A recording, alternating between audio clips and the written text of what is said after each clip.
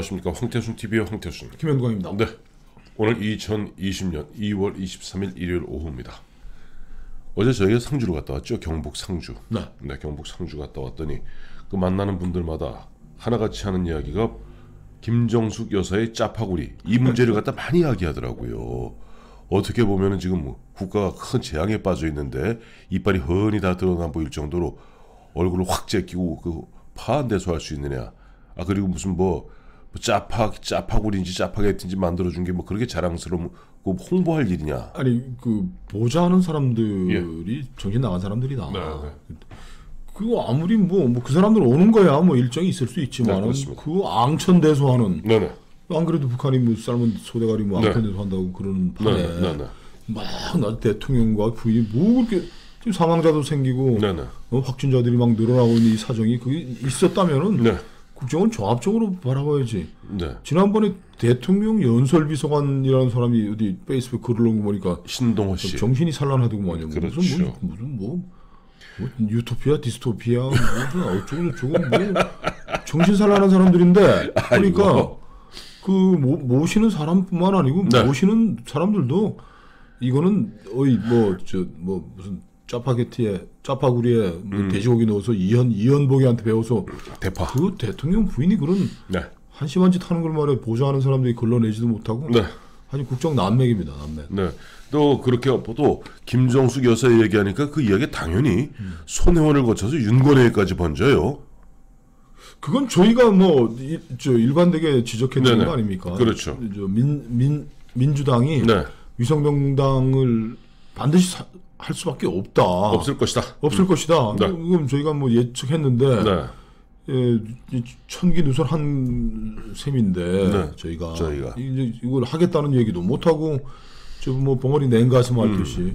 그러니까 손혜원 씨가 처음에 보면은 자기가 손혜원 TV에 나와서 이제 비례민주당 만들겠다. 정말 하기 싫다. 난 하기 싫은데 그래도 그 다음날 또 보니까 대통령의 남자라는 문재인의 남자라는 문재인의 복심이라는 윤건영 전 국정상황실장 이번에 좀 박영선 후임으로 구로 오래서 뛰고 있죠.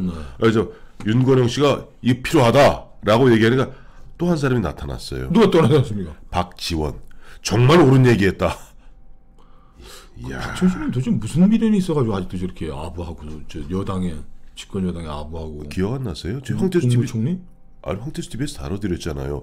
민주당 이놈들아 나를 죽이려 하느냐. 내가 너희를 얼마나 도와줬는데. 죽이려고 하는데도 왜 또 그러니까 지금 너희들이 위성정당을 만들어 살아남아라 이런 얘기를 하죠. 아니 그 위성정당 이게 윤건영이 하는 얘기 손혜원이 하는 얘기가 그냥 허투루 하는 얘기가 아니라 그것이 보면 손혜원 뒤에는 김정숙이 있고 윤건영 뒤에는 문재인이 있고 이게 사실은 청와대 속내니까 박지원 내가 정치 구단이라서 아는데 지금 이해찬을 비롯한 민주당 의원들 이 손혜원 윤건영 얘기를 갖다가 윤건영 손혜원 얘기로 듣지 말고 실제 이 뒤에 있는 문재인 그리고 김정숙의 얘기를 들어라 라고 얘기한 거예요. 우리 옛말에 이제 부창부수라는데 그 앞에 있는 지아비 부자가 지아비가 노래를 하면 아내가 따라하는데 이 집은 거꾸로네.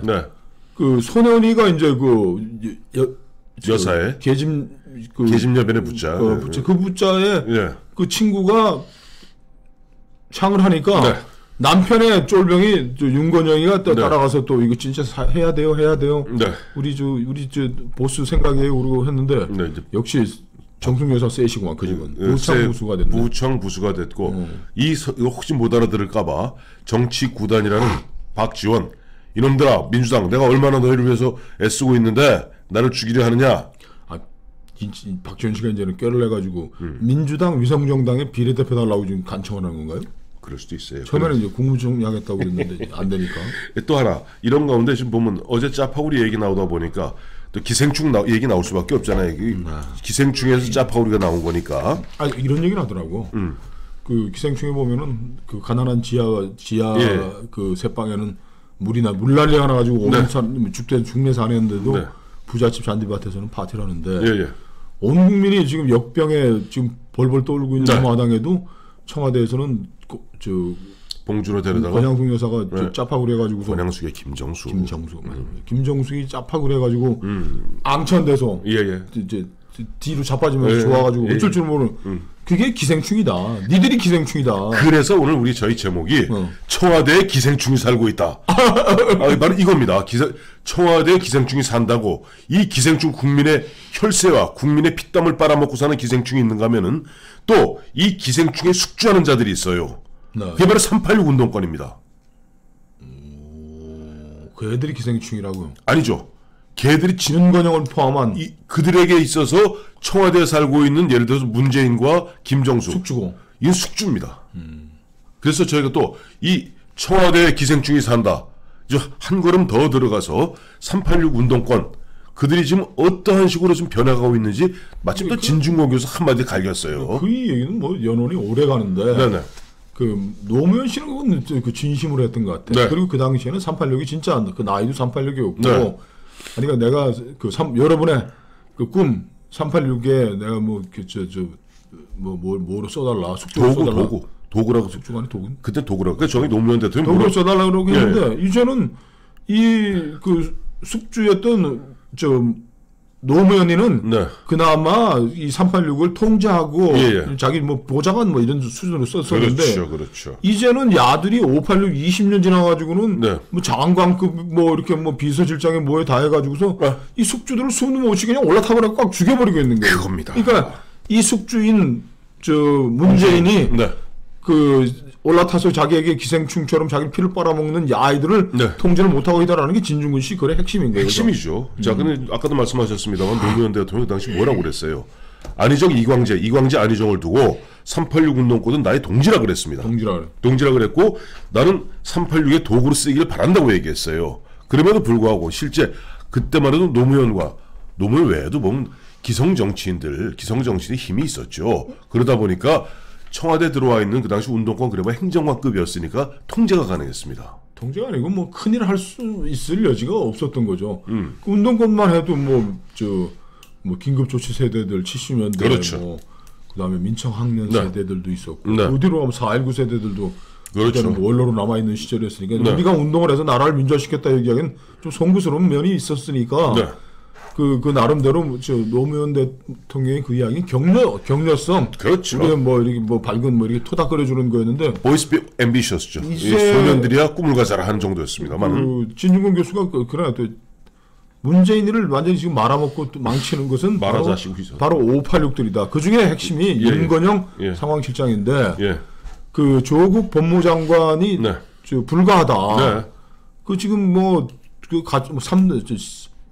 시즌 3로 나왔던 거, 뭐 아들 딸 뭐 기생충 카피 네. 사기친 거, 네, 네. 문서이죠. 네. 그다음에 웅동학원 재산 빼먹기, 그다음에 뭐 사모펀드 하고 이거 안 된다고 청와대 내부에서 눈 있는 사람, 귀 있는 사람은 다 얘기하는데 윤건영이가 가로막고 섰다는 거 아닙니까? 그렇죠. 윤건영이가 무죄 추정의 원칙으로 해야 되는데. 지금 의혹만 있지 뭐 밝혀진 게 없지 않느냐. 이렇게 해가지고 윤건영 상황실장이 586을 대변해가지고 문재인을 윽박지르니까 문재인 대통령 사리분별이 워낙 안 되는 분인데. 그렇죠. 그래서 청문회는 공직자의 도덕성에 대해서 하는 건데 장상은 위장저립 한 건 가지고 국무총리 되고 만들었는데 조국은 차고 넘치는 200~300개의 혐의 사실이 있는데도 불구하고 재판이 안 끝났다는 이유로 재판에서 확정 대법까지 가려면 3~4년 기다려야 됩니다. 그렇습니다. 이래가지고 청문회를 청문회가 아니라 형사재판소로 만들었다. 이제 그게 진중권 교수의 이제 지적이죠. 근데 그 대목에 있어서 진중권 씨, 뭐 원래 좌파입니다만은 이것을 갖다가 지금 문재인과 386 그 관계를 갖다가 명확하게 규정해 준 사람은 장기표 선생이에요. 기억나시죠? 네. 장기표는 뭐라고 그랬습니까? 내가 운동을 좀 해봐서 아는데 그쪽 세계에서는 운동권 내부에서는 아무리 계급이 높다 하더라도 운동권 경력이 딸리면은 그 앞에 찍소리도 못한다. 그리고 문재인 대통령은 그야말로 운동권 사쿠라에 불과하다라고 질타했는데 저는 윤건영 그리고 그 586 운동권 애들이 덩치가 커져갖고 대표적인 친구가 누굽니까? 지금 부총리는 유은혜 있잖아요. 유은혜가 부총리네. 그 유은혜가 2003년에는 뭐 했는지 아시죠? 김근태 의원 보좌관 쉽게 해서 국회 담당이 아니라 저 지역 담당 보좌관 비서관이었습니다. 그 친구 교육부총리는 어떻게 된 거예요? 문재인이 시켰지. 왜 시킨 거예요? 모르지. 교육 전문가요? 모르지. 보세요. 지금 보면 그 보면은 저 일산 물 나빠졌다고 중얼중얼대고 있던 김현미 장관 같은 경우도 2000년, 2001년 경엔 당의 부대변인에 불과했을 뿐이에요. 그런데 그 저 586들이 문재인을 말아먹는 건 좋은데 이 사람들이 자기들이 갖고 있던 세계관, 철학, 이념, 정책을 집행하기 위한 것이 아니고 그 소위 말하는 이 친구들이 전부 전대협 주사파 출신들이잖아요. 맞죠. 김일성을 흠모하고 김일성이 민족 정통 세력이라고 얘기를 하고 있는데 그 핵심이 품성론이야, 품성론. 의리. 그 사람이 착해야지 말이야. 뭐 지금 PD들 계열하고 이제 막스 레닌주의하고 민족해방전술하고 쏙 하는데 차이가 막스 레닌주의는 PD는 그 계급 투쟁 뭐 이런 뭐 노선 뭐 이런 그 문제고 이 주사파들은 수령님이 하시면 결정하시면 따라가는 거지 무슨 뭐 뇌수와 손발들이 따로 있는 건데. 그렇죠. 그래서 옛날에 그 임종석이가 그 무슨 뭐 전대협 총학생 영화할 때 총장님 그래서 뭐 우상 숭배하고 임종석이를 당시에 우상 숭배를 한 거야. 의장님, 총장님이 아니라 총장이랬어요. 총장이랬어요? 총장이랬죠. 전대협 의장이지만 총장님이라고. 학교 걔는 의장님이고 학교에서는 총학생장을 총장님이라고 그러면서. 그러니까. 그 무조건적으로 뭐 결정이 나면 따라야 된다. 당 중앙을 뭐 사수하자. 뭐 북한 아이들의 그걸 들고 와가지고서 사수대도 있었잖아요. 사수대도 있고 뭐 최고 존엄 사수대 하듯이 임종석 의장 뭐 사수대 이런 식으로 해가지고 왔는데 이 청와대 내 386들이 무슨 뭐 그 어떤 이념과 정책이 아니고 의리. 우리 저 386대 같이 총학생하고 고생했던 사람들 의리. 그 개유정난 끝내고 그 세조를 옹립했던 사람들이 죽을 때까지 그 세조의 반정이라는 게 그때 그냥 뭐 조카를 주겠다 이런 것보다도 그 이후에 애가 어마어마했던 거예요. 홍윤성이라고 그 철퇴로 저 김종서 때려 죽였던 그 홍윤성이는 세상에 할 수 있는 모든 악행을 다 하고 살았는데 세조가 끝내 용서해주고 호의호식하다가 아들 딸들 다 그 장관 판사하는 거 보고 다 이제 본인이 영의정을 했어요. 홍윤성 씨가. 그러니까 뭐 김은혜 뭐 무슨 이 아이들이 부총리 뭐 하는 것들이 과연 그 아이들이 실력이냐? 얘들은 똘똘 뭉쳐가지고서 이익 집단화된 거야. 기생충이 돼버린 거야. 국가 권력, 사회 권력의 이걸 자신들의 이익과 그러니까 조국이와 마찬가지인 거야. 자기에게 주는 모든 기회를 돈 만들고 자기 아이 좋은 대학 보내는데 다 쓴 거 아니에요. 거기에 무슨 이념이 있습니까? 진보와 보수가 뭐가 있어? 조국 사태에. 아무것도 없어요. 황금 만능주의에. 그 보면 저희가 뭐 황태순 TV에서 여러 차례 다뤄드렸습니다만은 그 운동권 아이들이 뭐 386 아이들이 그 당시 80년 중후반에 쭉 하다가 걔들이 가장 기세를 떨쳤던 게 바로 임종석이가 전대협 의장할 때 89년이던가요? 평양에서. 임수경이 뭐 파견을. 그때 가짜인데 걔들이 바로 멘붕이 왔던 것이 공산주의의 몰락이에요. 89년에 동독이 저 무너지고 90년에 통일되고 90년 91년에 소련이 무너지니까 소련이 무너졌잖아요. 이 주사파들이 이제 멘붕이 돼가지고서 이제 각자 도생을 해요. 각자 도생했습니다.